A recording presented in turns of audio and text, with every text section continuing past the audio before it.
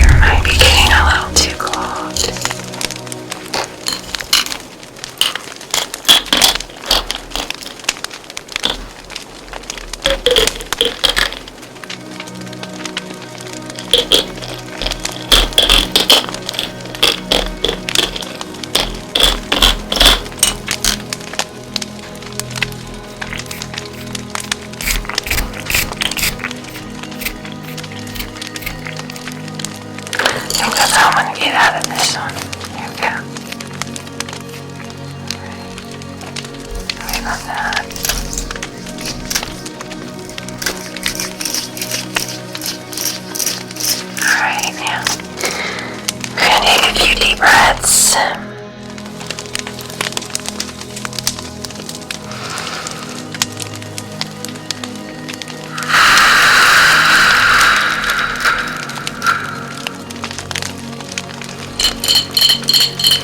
Two more.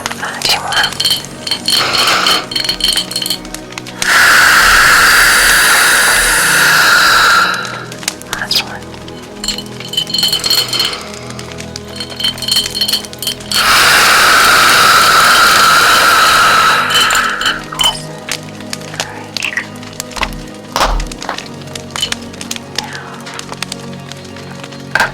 Time for our smoke gland.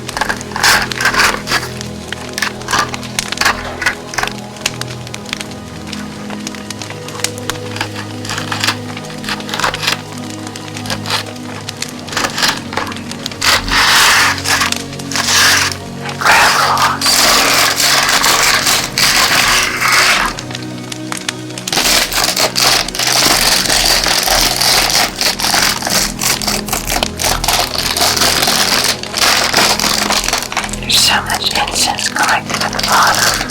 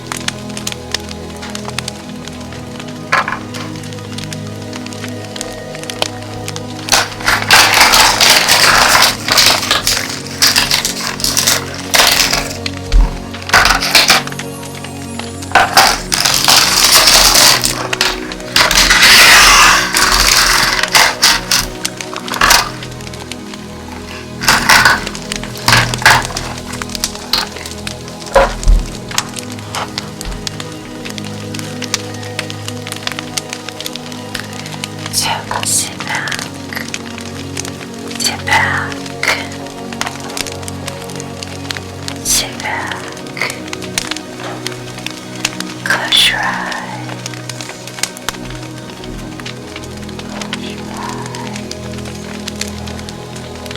close your eyes, and relax, relax, relax.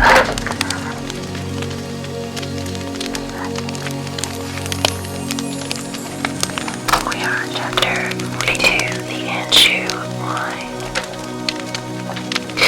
After the most disheartening news of the king's health, a report of his convalescence began to prevail in the army. And as he was very anxious to be in person at the siege, it was said that as soon as he could mount on horseback, he would set forth. In the meantime, Monsieur, from one day to the other, I expect to be relieved from his command by the Duke d'Angoulême, Saint-Pierre, or Chambord, who were all eager for his post, but did but little lost it. They stayed unwavering and did not dare to attempt any great enterprise to drive the English from the Isle of Ré, where they still besieged the citadel of Saint Martin and the fort of La Ré. While on their side, the French were besieging La Rochelle. D'Artagnan, as we have said, had become more tranquil.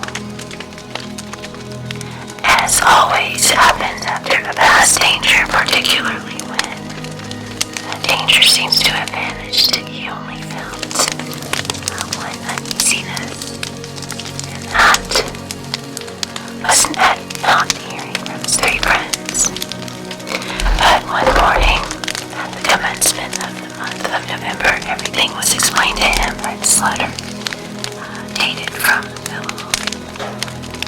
Monsieur D'Artagnan, Messieurs, Athos, Porthos, and Aramis, after having had an entertainment at my house and enjoyed themselves very much, created such a disturbance that the provost of the castle, a very rigid man, had ordered them to be confined for some days, but I accomplished the order they have given me by forwarding to you a dozen bottles of my Enchu wine, with which they are much pleased. They are desirous that you should drink to their health and their favorite wine. I have done accordingly, and am, Monsieur, with great respect, your very humble and obedient servant, Godot, Smith of the Musketeers. That's all well, cried D'Artagnan. They think of me and their pleasures as I thought of them in my troubles. Well, I will certainly drink to their health, though with all my heart, but I will not drink alone. And D'Artagnan went among the guards, with whom he had formed a greater intimacy than with the others, to invite them to enjoy with him this present of delicious Enchu wine which had been sent him from Villeroy. One of the two guards was engaged that evening, and the other the next, so that the meeting was fixed for the day after that. D'Artagnan, on his return, sent the 12 bottles of wine to the buffet of the guard, with strict orders that great care should be taken of it. And then, on the day appointed, as the dinner was fixed for 12 o'clock, D'Artagnan sent Planchet at 9 in the morning to assist in preparing everything for the entertainment.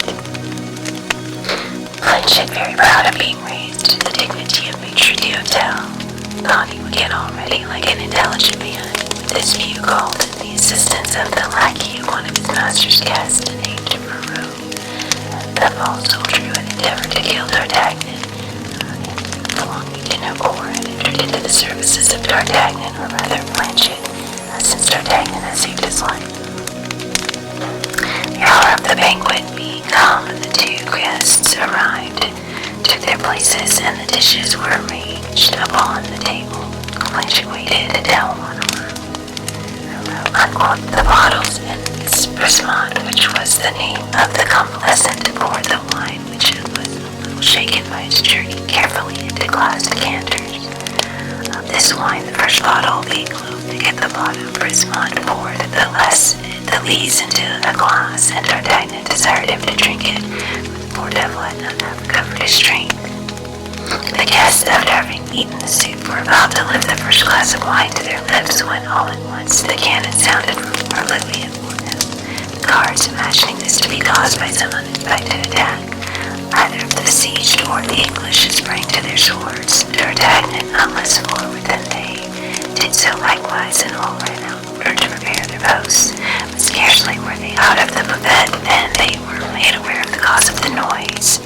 Cries of "Vive le Roi, vive Monsieur le Cardinal" responded on every side, and the drums were beaten in all directions.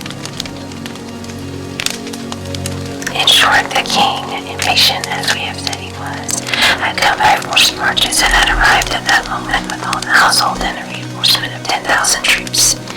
His musketeers proceeded and followed him. D'Artagnan, placed in line with his company, saluted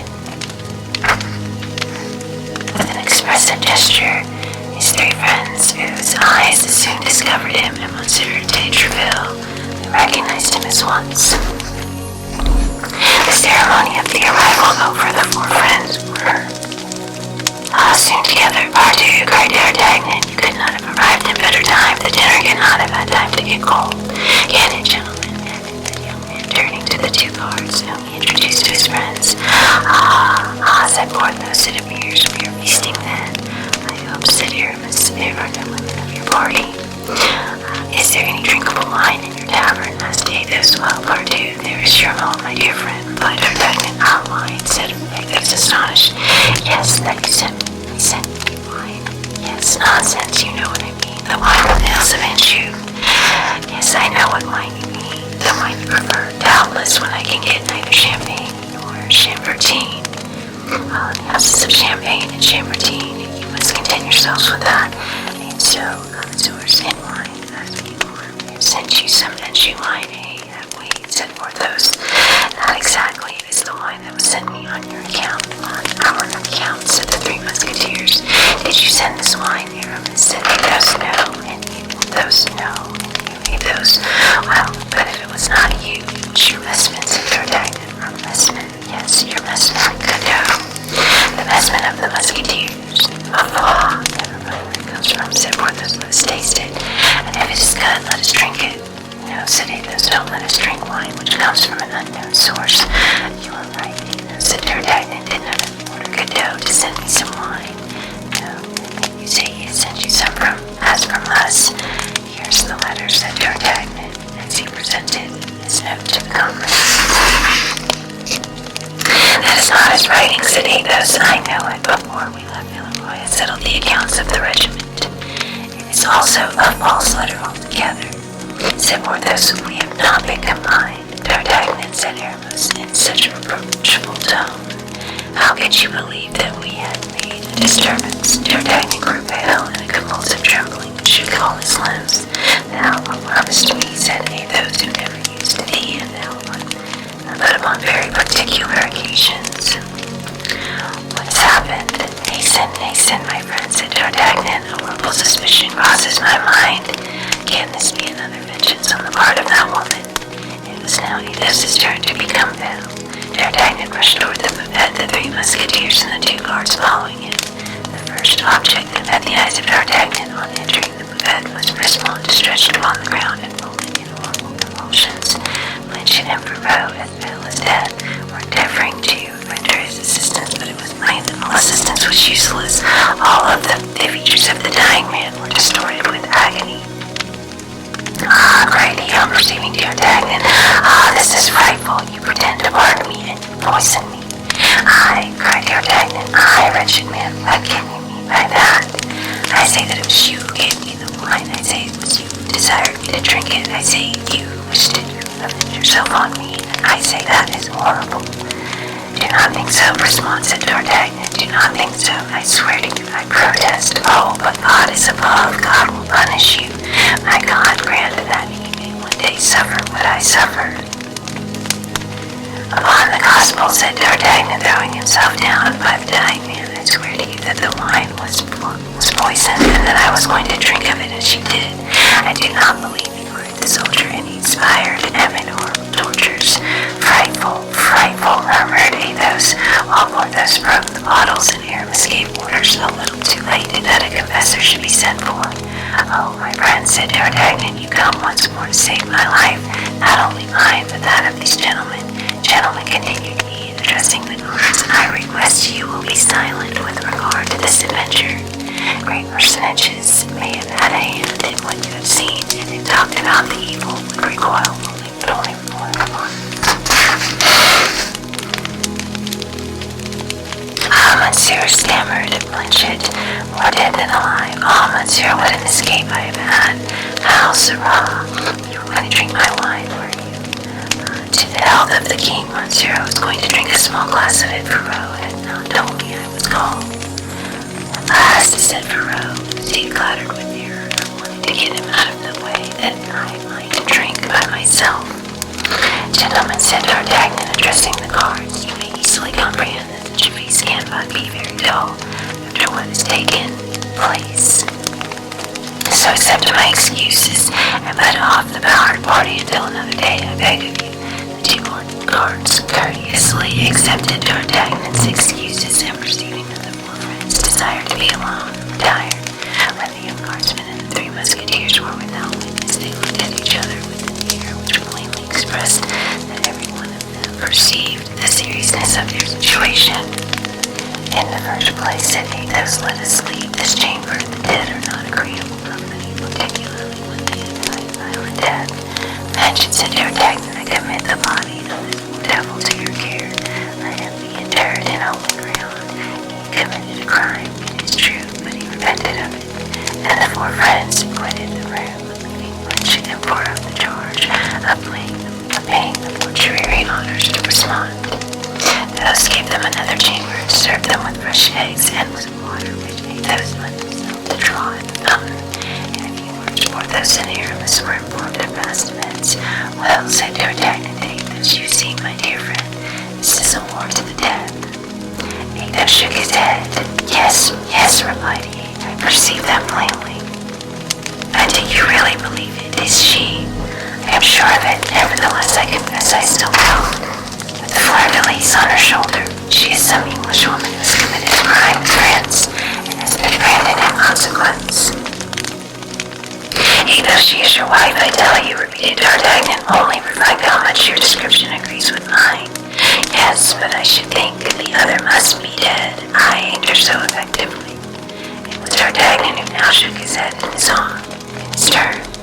But in either case, what is to be done, said the young man. It's impossible to remain thus, with a sword hanging eternally over one's hand, said Athos. We must emancipate ourselves from this position. Well, but how? Listen, you must try to have an interview with her and enter into an explanation with her. Say to her peace or war, my word of honor of a gentleman, never to say anything of you, never to do anything against you on your side. Install us all both to remain neuter with respect to me. If not, I will apply to the Chancellor, I will apply to the King, I will apply to the hangman, I will move the courts against you, I will denounce you as branded, I will bring you to trial, and if you are acquitted, gentlemen, I will kill you at the corner of some wall, as I would a mad dog. I like the means well enough, said D'Artagnan, but where and how to meet with her? Time, dear friend, time brings round opportunity. Opportunity is the martin goal of the man. The more we have ventured, the more we gain when we know how to wait. Yes, but to wait surrounded by assassins and poisoners. Ah, said Athos, God has preserved us hitherto. God preserve us still. Yes, we, besides our men and everything considered, it is our lot to risk our lives. But she, added in an undertone, what she, asked Athos, Constance, Madame Bonacieux. Ah, that's true, said Athos. My poor friend, I thought you were in love. Well, but, said Aramis, have you not learned by the letter you found on the assassin that she is in a convent?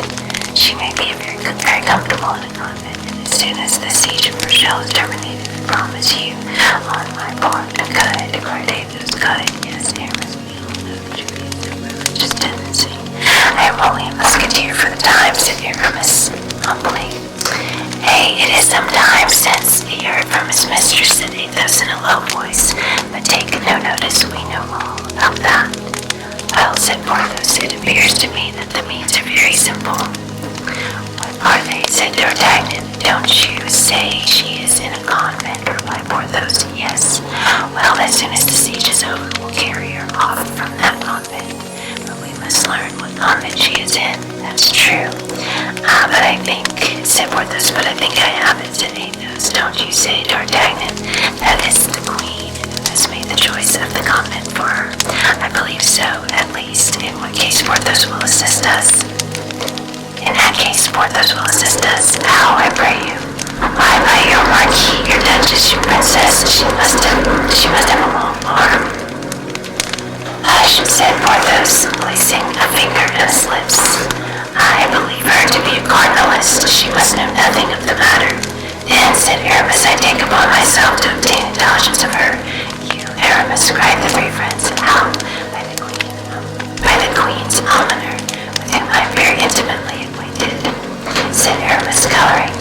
And upon this assurance, the four friends who had finished their modest repast separated with the promise of meeting again that evening. D'Artagnan returned to the Minimes, and the three musketeers repaired to the king's quarters, where they had to prepare their lodging.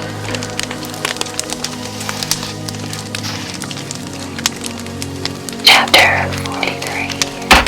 The auberge at the top of your rouge. In the meanwhile, the king, although scarcely arrived, who was in such haste to face the enemy, and who, for the reason that the cardinal showed his hatred for Buckingham, commended every disposition he had made to drive the English from the Isle of Ré, and afterward to press the siege of Rochelle, but notwithstanding his earnest wish, he was delayed by the dimensions which broke out between Monsieurs Bassompierre and Chambord.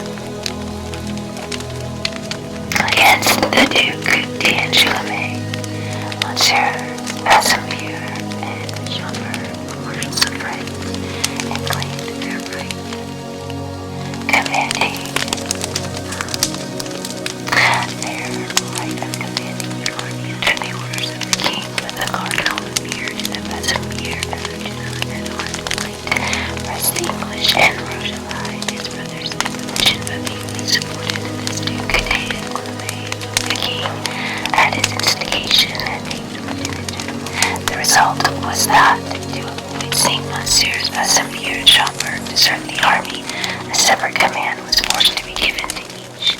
Bassembier took his quarters up to the north of the city, between Lorient and Dampierre.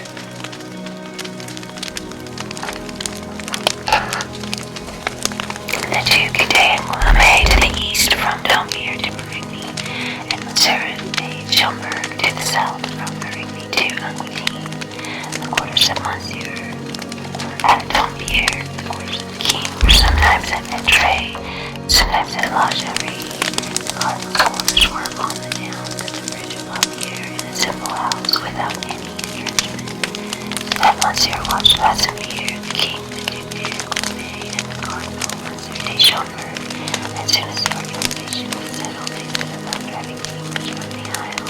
The conjuncture was favorable. The English required above everything good living in order to be good soldiers, only eating salt and bad biscuit, and many is sick in their camps. Still further, the sea, very bad in this period of year, on all the coasts of the ocean, destroyed every day some little vessel or other, and the shore from the point of line quickly on. The trenches was at every time literally covered with the wrecks of innocents. Parishes and Felucas, it resulted that even if the king's troops remained quietly in their camp, it was evident that some day or other Buckingham would continue to be of obstinacy, would be obliged to raise the siege. But as Monsieur de Tourac gave information that everything was prepared in the enemy's camp for a fresh assault, the king judged that it would be best to put an end to the affair and gave the necessary orders for the decisive action. It not being our intention to make a journal of the siege, but, on the contrary, to describe such of the events of it as are connected with the history here relating, we will content ourselves with saying in few words that the expedition succeeded to the great astonishment of the king and the great glory of Monsieur de Cardinal. The English repulsed foot by foot, and all recouners defeated in the passage of Rome and Loire. Were obliged to re-embark, leaving on the field of battle 2,000 men, among whom were 5 colonels, 3 lieutenant colonels, 250 captains, and 20 gentlemen of rank, 4 pieces of cannon, and 60 colors, which were taken to Paris by Claude de and suspended with great pomp in the multitude of days. The tune were sung in the camp and afterward throughout France.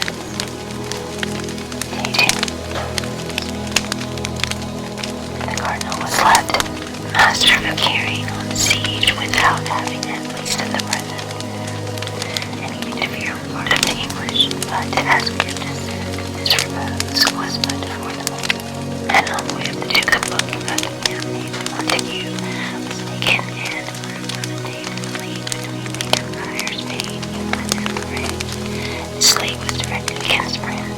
Still further, in Buckingham's quarters, which he had been forced to abandon more specifically than we expected, papers were found which confirmed this league, and which, as the cardinal asserts in his memoirs, strongly compromised Anastasia, Bruce, and consequently the queen. It was upon the cardinal that all responsibility fell, for there is no being a despotic minister without responsibility. All, therefore, the vast resources of his genius were at work night and day, and engaged in listening to the least report that was to be heard in any of the great kingdoms of Europe. The cardinal was acquainted with captivity, and more particularly with the hatred of Buckingham, if the league which threatened France proved all its influence would be lost. Spanish policy and Austrian policy would have their representatives in the cabinet of the Louvre, where they had as yet but partisans, and the Richelieu, the French minister, and national minister would be present.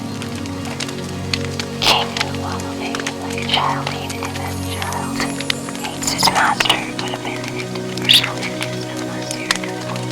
He would then be lost, and France perhaps with him. All this must be guarded against. Thus, couriers, the command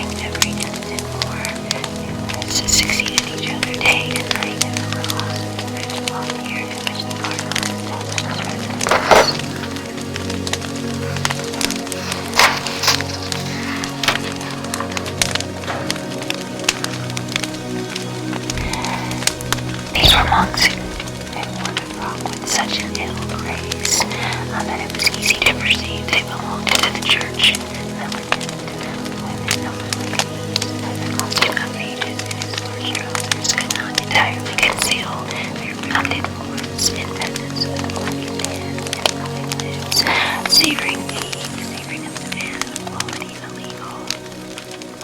In addition to these, there were less agreeable visits, for 2 or 3 times reports were spread that the cardinal had nearly been assassinated. It is true that the enemies of the cardinal said that it was he himself who set these bungling assassins to work in order to have him wanted the right of using his devices. But we must not believe everything ministers say,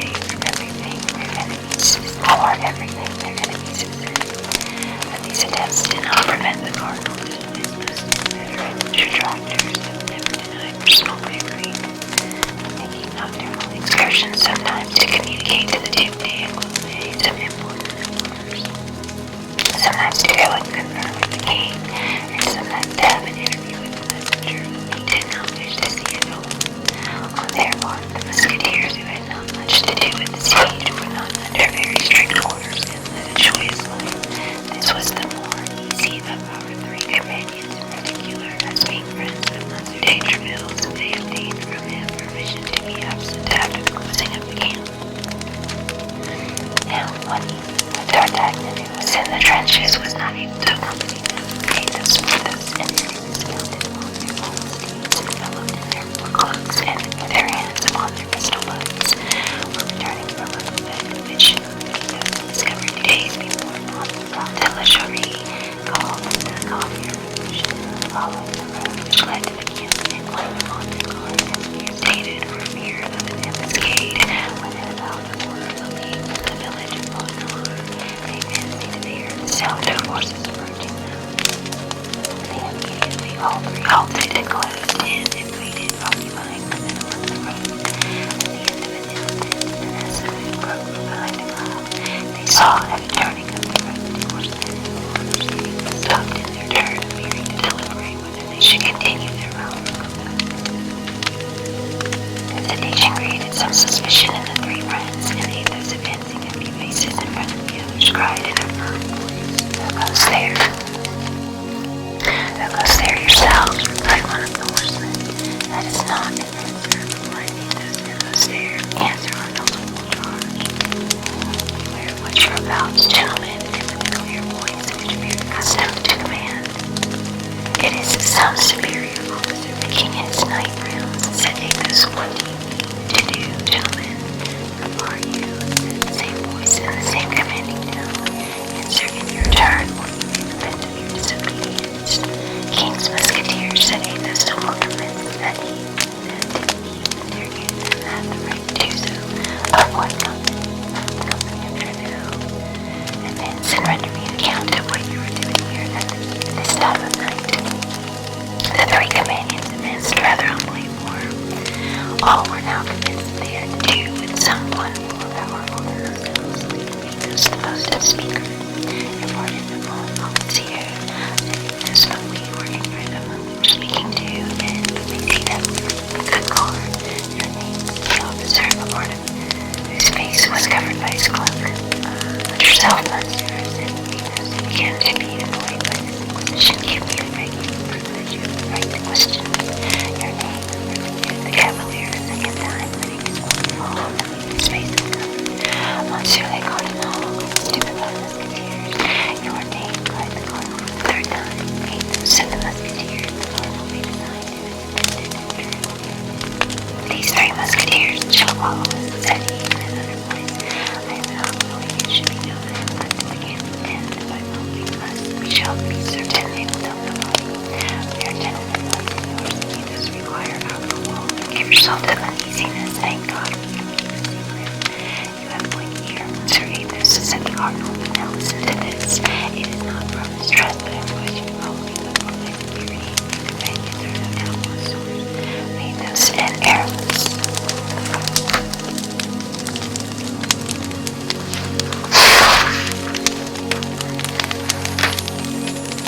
"Yes, your eminence," said Athos, while the 2 musketeers who had remained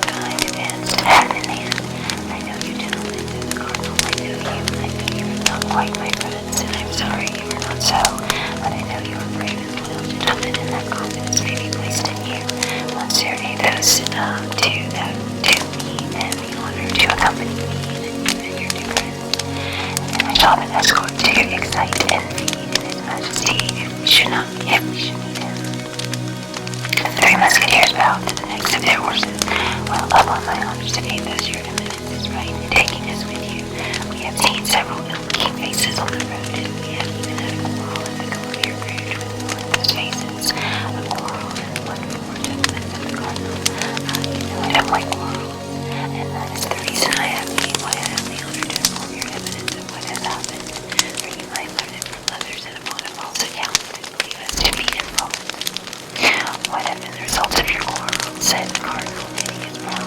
My friend Aramis here has received a slight sword wound in the arm, but not enough to prevent him, as your eminence may see, from mounting into the assault of tomorrow if your eminence orders an escalade. But you are not the man to allow sword wounds to be inflicted upon you thus. The cardinal calmly frank gentlemen, you have given a good account of some persons. Confess, you know I have the right of giving absolution. I, Monseigneur, said Athos, I did not even draw my sword. When I took him up and did me round the body and threw him out of the window, it appears that in the moment continuing Athos with some hesitation, he broke his thigh. Ah, said Cardinal, and you, Monsieur Porthos, I, Monseigneur, knowing that dueling is prohibited, I seized a bench and gave one of these brigands such a blow that I believe his shoulder had broken. The cardinal and you, Monsieur Aramis, for my part, Monseigneur, being of a very mild disposition, and being likewise of good desire, perhaps not aware of the internal orders, and endeavored to be my comrades. When one of the wretches gave me a wound with a sword treacherously across my left arm, then I admit my patience failed me. I drew my sword in my turn, and as he came back to the charge, I fancied I felt that in throwing himself upon me, he let it pass through his body. Only know for certainty that he fell, and that he appeared to be borne away with his two companions. The devil, gentlemen, said the cardinal, 3 men placed forward to combat in a cabaret squabble. You don't do your work by halves, and pray what was this quarrel about? These fellows were drunk, said Athos, and knowing that there was a lady who had arrived at the cabaret this evening, they wanted to force her doors. Cardinal, and for what purpose? To do her violence without doubt, said Athos. I have not the honor of informing your eminence that these men were drunk. And was this lady young and handsome? Asked the cardinal with so degree of anxiety. We did not see her, Monseigneur, said Athos. You did not see her? Ah, very well, replied the cardinal quickly. You acted quite rightly in defending the honor of a woman, and as I am going to the Colombier Bridge myself, I shall know whether you have told me the truth or not. Monseigneur, said Athos, you gentlemen, and to save our heads, we would not be guilty of a falsehood. Therefore, I do not doubt what you say, Monsieur Athos. I do not doubt it for a single instant. Added he, to change the conversation, was this lady alone? The lady had a cavalier shut up with her, said Athos, but as notwithstanding the noise, the cavalier did not show himself. It is to be presumed that he is a coward. Judge not rashly, said the gospel, replied the cardinal. Athos bowed. And now, gentlemen, that's all very well, continued the cardinal. I know what I wish to know. The 3 musketeers passed behind his eminence, who again enveloped his face in his cloak, and in motion, keeping it from 8 to 10 paces in advance of his companions. They soon arrived at the silent, solitary upper gate. No doubt those knew what illustrious visitor he expected, and had consequently sent intruders out of the way. At 10 paces from the door, the cardinal made a sign to his attendant, and the 3 musketeers called. The saddled horse was fastened to the window shutter. The cardinal knocked 3 times in a peculiar manner. The man left Nicholas and came out immediately and exchanged some rapid words with the cardinal, after which he mounted his horse and set off in the direction of surgeries, which was likewise that of Paris. Advancing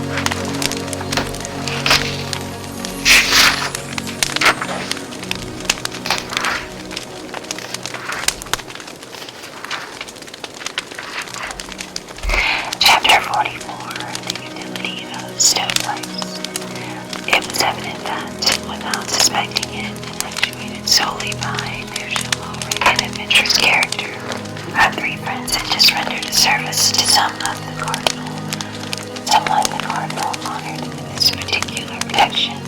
Now, look at that that was the question the three musketeers put to each other. Then, seeing that none of the replies could throw any light on the subject, Porthos called those and asked what dice Porthos and Aramis placed themselves at the table and began to play.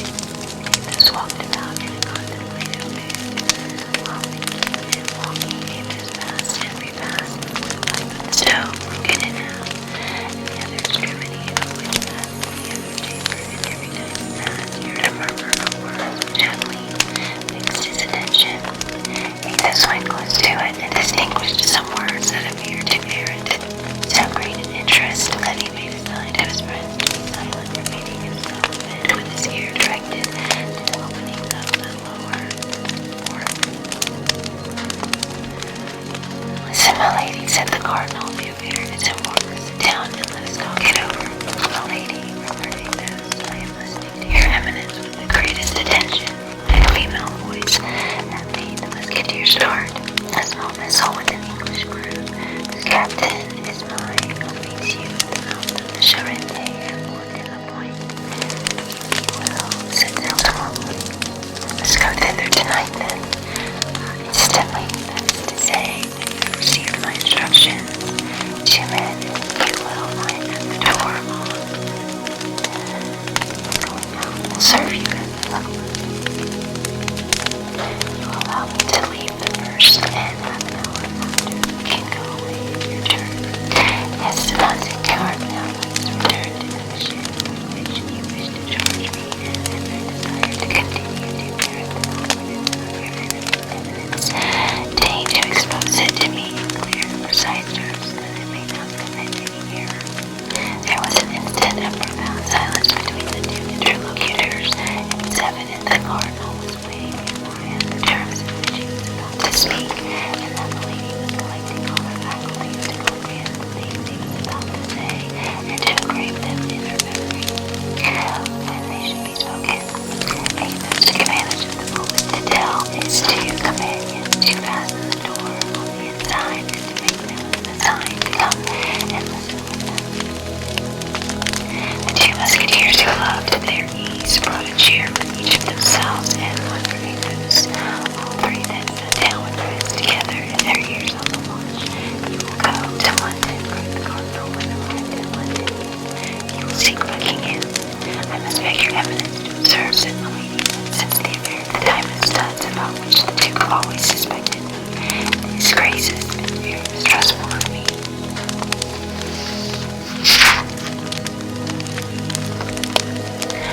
"Well, this time," said the cardinal, "it is not the question to steal his confidence, but to present yourself frankly and loyally as a negotiator." "Frankly and loyally," repeated the lady with an unspeakable expression of duplicity. "Yes, frankly and loyally," replied the cardinal in the same tone. "All this negotiation must be carried on openly. I will follow your eminence's instruction to the letter. I only wait your giving them. You will go to Buckingham on my part, and we will tell him I am acquainted with all the preparations he has made, but that they give me no uneasiness, since at the first step he takes I will ruin the king. Really believe that your eminence is in a position to accomplish the threat you make him.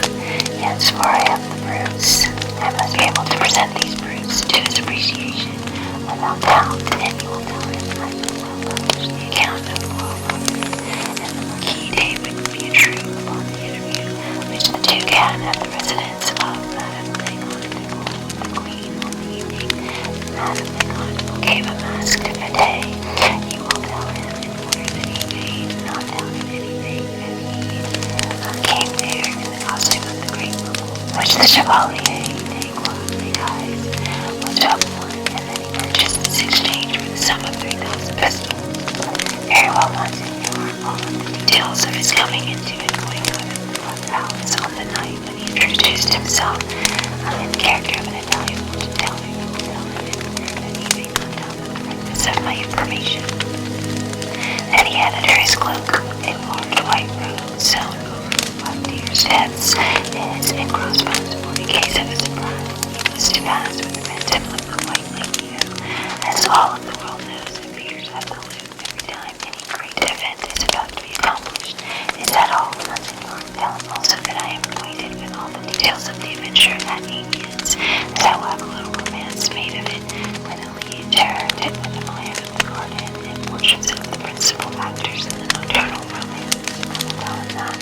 Tell him further, Montague, it's in my power that Montague is in the Bastille. No letters were found upon it, it is true, but that nature may make him say much of what he knows, and even what he does not know. Exactly. Then add that his grace has in his precipitation to quit the Isle of Ré, forgotten and left behind. I am in his lodging, a certain letter from Madame Deschamps, which singularly compromises the Queen, inasmuch as it proves not only that her Majesty can love the enemies of France, but that she can conspire with the enemies of France. You recollect perfectly all I have told you, do you not? Your Eminence will judge the ball of Madame a constable, the night of the Louvre, the evening at Amiens. They read to Montague the letter from Madame Deschamps. That's it. Said the Cardinal, that's it. You have an excellent memory, lady. But resumed the lady to the Cardinal in the midst of this flattering compliment. If, in spite of all these reasons, the Duke does not give way and continues to menace France, the Duke is in love to madness, or rather to folly, replied Richelieu with great bitterness, like the ancient paladins. He has only undertaken this war to obtain a look of his lady love. If he becomes certain that this war will cost the honor and prosperity of the lady of his love, and he says, I will answer for it, he will look at it twice. And yet, said Milady, with the persistence of brute, she wished to see clearly to the end of the mission with which she was about to be charged. And yet, if he persists, the Cardinal, that is not probable, it is possible. If he persists, his Eminence made a pause and resumed. If he persists, well then I shall hope for one of these events which change the destiny of states. If your Eminence would quote to me some of these events and histories of the lady, perhaps I should partake of your confidence in the future. Well, here are for example, said Richelieu. In 1610, a protocol is almost similar to that which moved the Duke, the King Henry IV, a glorious memory, was about at the same time to invade Flanders and Italy, to attack Austria on both sides. Well, did there not happen an event which saved Austria? Why should not the King of France have the same chance as the Emperor?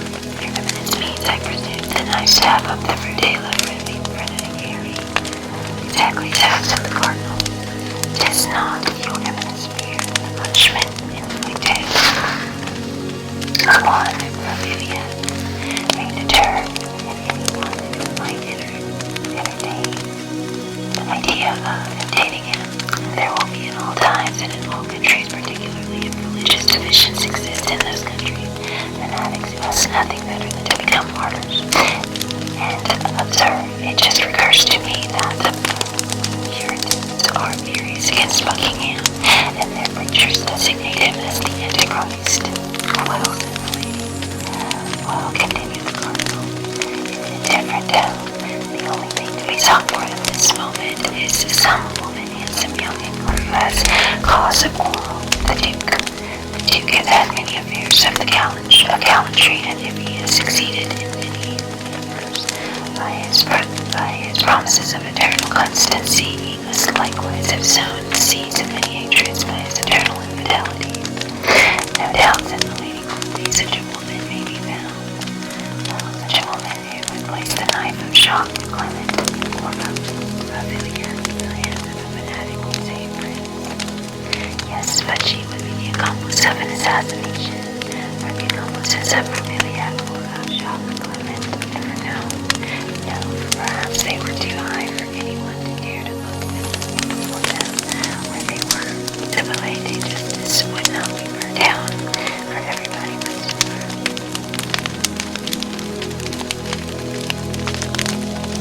You think then that the fire of the Palais de Justice was not caused by chance, and Richelieu in the tone which you would have put a question of no importance? I, Monsignor, replied the lady, I think nothing, and what about it, that is all. Only I say that if I were named Mademoiselle Dante, one should take less precautions that I take, being simply called Lady Cleric. That is but justice and Richelieu. What do you require then? I require an order which would notify beforehand all that I should think proper to do for the greatest good of friends. But in the first place, this woman I have described must be found, who is desirous of avenging herself upon the Duke. She is found, said the lady. Then the miserable fanatic must be found, and will serve as an instrument of God's justice. He will be found. Well, said the cardinal, then it will be time to claim the order which you just now required. Your Eminence is right, replied my lady. I have been wrong in seeing the mission with which you honor me. Anything but that which it really is, that is to say, to announce to his grace on the part of your Eminence, and that you are acquainted with the different disguises by the means of which he succeeded in approaching the Queen during the fete given by Madame la Constable. That you have proofs of the interview granted at the Louvre by the Queen to a certain Italian astrologer who was no other than the Duke of Buckingham. That you have ordered a little romance of a satirical nature to be written upon the adventures of Amiens with the plan of the gardens in which those adventures took place, and portraits of the actors who figured in them. That Montague is in the Bastille, and that the torture may make him say things he remembers and even things he has forgotten. That she possesses a certain letter from Madame de Chevreuse found in his Grace's lodging, which singularly compromises not only her relative but her in whose name it was written. Then if he persists, notwithstanding all this, as that is, as I have said, the limit of my mission, I shall have nothing to do but to pray to God to work a miracle for the salvation of France. That is not obscure, and I shall have nothing else. That is it, replied the cardinal dryly. And now, said the lady, without appearing to remark the change of the Duke's tone toward her, now that I have received the instructions of your Eminence as concerns your enemy, Monsieur will permit me to say a few words to him of mine. Of your enemies, then, cried Michelle. Yes, Monsieur, enemies against whom you owe me all your support, for I made them by serving your Eminence. Who are they? Replied the Duke. In the first place, there's a little intriguing woman named Bonacieux. She is in the prison of Nantes, and that is to say, she was there, replied the lady, but the Queen has obtained an order from the King, by means of which she has been conveyed to a convent, said the Duke. Yes, to a convent. What convent? I don't know. The secret has been well kept.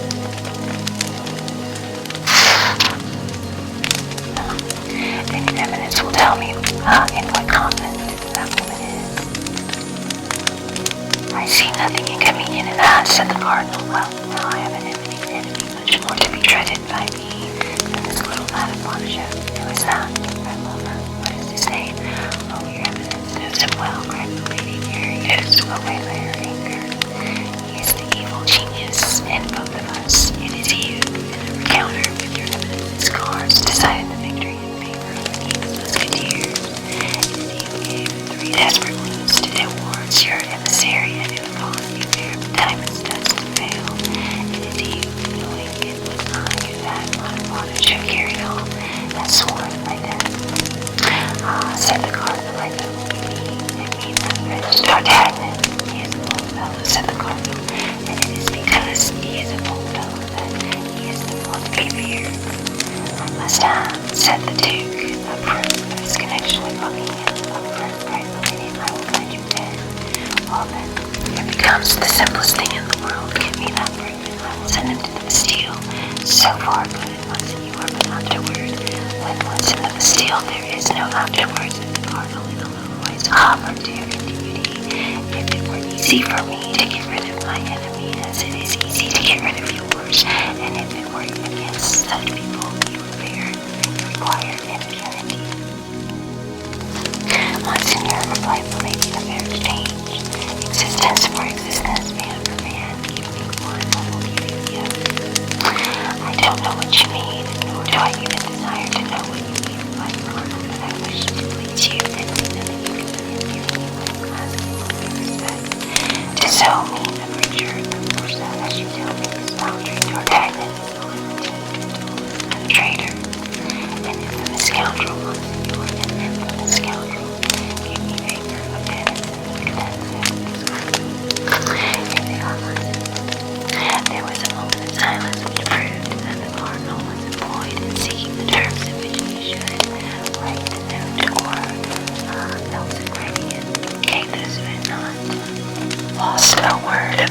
conversation, took his two companions by the hand and led them together to the room. Well, said those with you on, and why do you not listen? Let us listen to the end of the conversation. Hush, said Athos, speaking in a low voice. You heard all that it was necessary you should hear. Besides, I don't prevent you from listening, but I must be gone. You must be gone, said Porthos. And if the cardinal asks for you, what answer can we make? You will not wait till he asks. You will speak first, and then tell him that I am gone on no account because certain expressions of our host have given me reason to think the road is not safe. I will say 2 words about it to the cardinal's attendant. Likewise, the risk concerns myself. Don't be uneasy about that. Be prudent, Athos, said Aramis. Be easy on that head, replied Athos. You know I am all that. Porthos and Aramis resumed their places by the stovepipe. As to Athos, he went out without any mystery, took his horse, which was tied, and with those 2 of his friends, up to the fastenings of the shutters, and forward convinced the attendant of the necessity of